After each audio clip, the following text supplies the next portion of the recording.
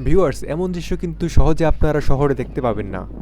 এটা খুবই স্পেশাল একটা দৃশ্য। এটা হচ্ছে মাছ ধোয়ার দৃশ্য। দেখতে পাচ্ছেন এখানে কিন্তু পাগার থেকে মাছ এনে সেগুলোকে নদীতে ধুতে নেওয়া যাওয়া হচ্ছে ধোয়ার জন্য। এবং নদীর চারপাশের দৃশ্যটা কিন্তু খুবই সুন্দর, এবং রোদের যে আলোটা আছে সেটা কিন্তু দেখতে খুবই সুন্দর লাগছে আজকে। কারণ এখন হচ্ছে সকাল, সকালবেলা সকলে মিলে এইখানে মাছগুলোকে ধোয়ার জন্য নিয়ে আসছে। গতকাল সারা রাত পাগারের মধ্যে মেশিন চলেছিল। মেশিন দিয়ে সেচ দেওয়া হয়েছে পাগারে, যার জন্য সকালবেলায় মাছ ধরা শুরু হয়ে গেছে। আপনাদেরকে দেখাবো আজকে কী কী মাছ ধরা হলো এবং কেমন মাছ পাওয়া গেল। ভিডিওটি থাকবে দুটি পার্টে। আজকের পার্টটাতে প্রাথমিকভাবে দেখানো হবে, এবং সেকেন্ড পার্টে আরও অনেক কিছু দেখানো হবে। তো দেখতে থাকুন।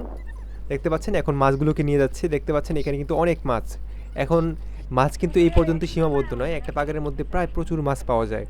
আপনাদেরকে সবগুলো মাছই এখানে দেখানো হবে। দেখতে পাচ্ছেন এখানে অনেকগুলো বল পাওয়া গেছে, এবং বলগুলোকে যেহেতু কাদা থেকে তোলা হয়েছে তাই এগুলোকে পরিষ্কার করা হচ্ছে ধুয়ে ধুয়ে। এখানে হেল্প করছে আমার আম্মু, খালামুনি, বড় মামা, মেজো মামা, সকলে মিলে। আমি এখানে নানার বাড়িতে এসেছি, নানার বাড়িতেই মেনলি পাগারটা রাখা হয়।